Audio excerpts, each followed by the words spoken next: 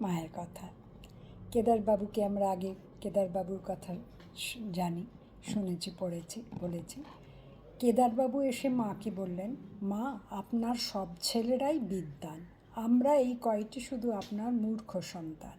শরৎ মহারাজ ঠাকুরের কথা লিখে তার কথা ও ভাব প্রচার করছেন, ইনি লীলা প্রসঙ্গকে মিন করছেন।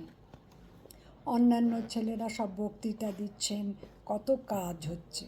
সব শুনে মা কি বললেন? মা বললেন, সে কি গো, ঠাকুর যে লেখাপড়া তেমন কিচ্ছু জানতেন না, ভগবানে মতি হওয়াই আসল। তোমার দ্বারা এদেশের অনেক কাজ হবে।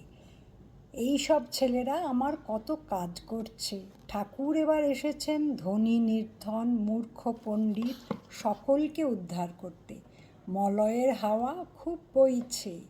এইবার বাঁশ ও ঘাস ছাড়া যার ভিতরে একটু সার আছে সেই চন্দন হবে। যে এক পাল তুলে দেবে, শরণাগত হবে, সেই ধন্য হয়ে যাবে। তোমাদের ভাবনা কি? তোমরা আমার আপনার লোক। তবে কি জানো, বিদ্বান সাধু যেন হাতির দাঁত সোনা দিয়ে বাঁধানো। এই কথা বলে শ্রী শ্রীমা ঠাকুরের পুজো করতে চলে গেলেন।